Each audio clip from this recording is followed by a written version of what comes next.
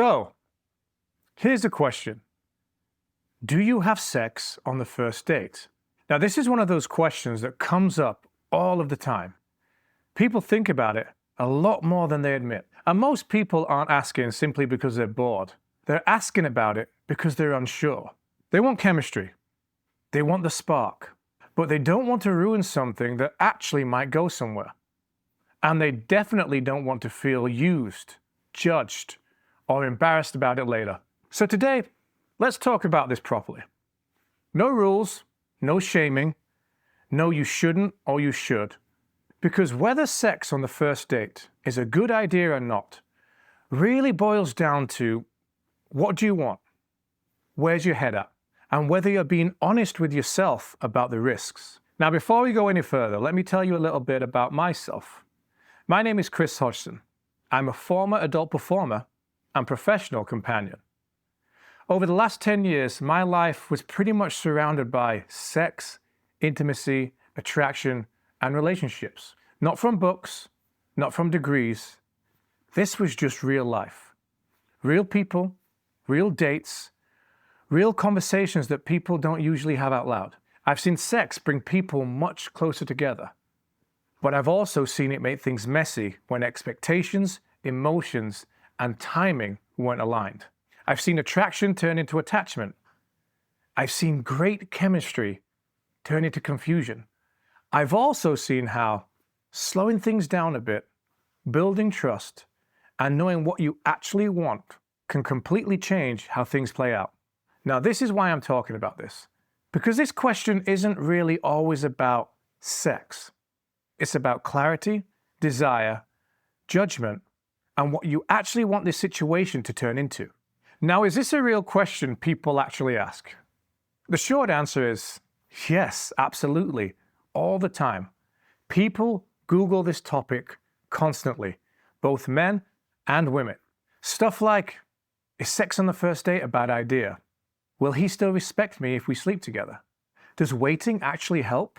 If I don't sleep with him, will he lose interest? Now that alone tells you something. People aren't confused about wanting sex. They're confused about what happens afterwards. Now here's the real question. Here's the bit people often tend to miss. The real question isn't, is sex okay on the first date? The real question is, what do I actually want this to become? Because sex doesn't clear things up.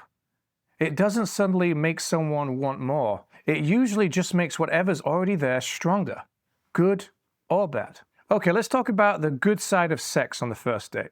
Because let's be fair, there's many positives. First off, mutual attraction. If two people really want each other and you're both in a good place mentally, sex can feel natural, easy, fun, and there's nothing wrong with that at all. Secondly, it's good to know early if you're sexually compatible. For some people, that really matters, especially if you've been stuck in a relationship before where, the sex just wasn't there. Thirdly, being honest. If some people want something casual, having sex early can actually be the most straightforward option. No games, no pretending, no mixed signals. And fourth, owning your choice. Choosing sex doesn't make you reckless. Making a decision because you want to can actually feel confident and empowering. Now the risks.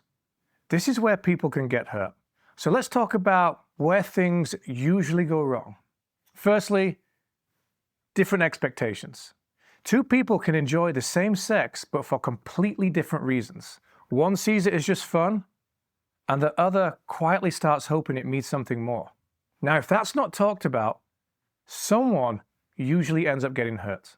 Secondly, getting emotionally attached before there's any real safety. Sex creates bonding. That's biology, not weakness. Especially for women, but also men too. Your body doesn't wait for your brain to catch up. So you can end up feeling attached to someone who hasn't really earned that place yet. Thirdly, skipping that get to know you part. Sometimes sex replaces conversation. Instead of learning, who are you really? How do you deal with problems? What do you actually want? Everything jumps straight into chemistry, and there's nothing solid underneath it. And lastly, regrets. Most people don't regret sex itself. They regret being ghosted, feeling disposable, realizing the other person never wanted the same thing. Now, judgments. Men and women often experience this very differently. Not because one is right and the other is wrong, but because of mindset and social media judgment. A lot of men can separate sex and emotion very easily. Not always, but often. And a lot of women, especially younger women, worry about being judged, about being labeled, about being called a slut or easy. And that pressure can change how the whole thing feels. Here's the truth though. What you do with your body is your business. Not your friends, not social medias, not people who'll judge you who have probably done the same thing themselves. You can listen to advice, but don't let judgment ruin your life. Just understand the emotional consequences that you might feel afterwards. Now, long-term versus casual. Now, here's my honest take from this experience. If you genuinely want a real relationship with someone, I usually don't recommend sex on the first date. Not because it's wrong, but because waiting just that little bit often makes everything better. More tension, more connection, more trust, and that usually means better sex. 3 or 4 dates can make a massive difference. Now, if you only want something casual, then that's different. Just be honest with yourself, not just with them. Now, let's just have a little quick talk about things that are probably on a lot of people's minds about having sex on the first date, is STDs. And this is one thing a lot of people don't talk about enough. Yes, there is risk, but it's not guaranteed, but it's not impossible either. Being smart matters here. Protection matters. Condoms, communication, knowing your own boundaries. Listen, I've not always been careful. I've not always protected myself the first time having sex with someone. And there's been times, honestly, where I've had to deal with that choice days later. Look, the majority of the time, it's fine. Many people prefer sex without a condom. And honestly, I agree. But if you do, just be aware of the possible situations you might put yourself in afterwards. If fear of STDs is part of your hesitation, then that's completely valid. Just don't let silence or awkwardness put you at risk. Always keep protection on hand if you think sex is a possibility. Always have it as an option. So you have that option and don't feel forced into anything.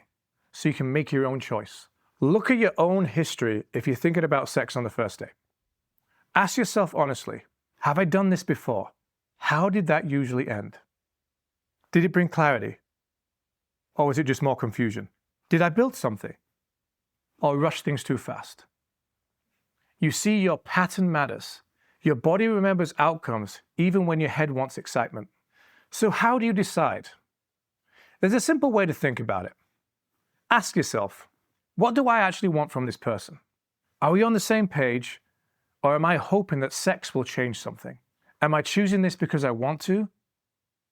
Or because I'm scared of losing them? If nothing comes from this, will I be okay tomorrow? Now, if you're clear and they're clear and you accept what might happen, then it's probably fine. But if sex is being used to convince, secure, or test someone, that is usually where the pain starts. There's no one rule that fits everyone. But there is responsibility. Knowing yourself, know what you want, and know the risks. Sex doesn't ruin good connections, but it doesn't fix unclear ones either. Clarity first almost always leads to better outcomes. And that leads to much better sex. I'm Chris Hodgson. Thank you for watching, and I'll see you next time.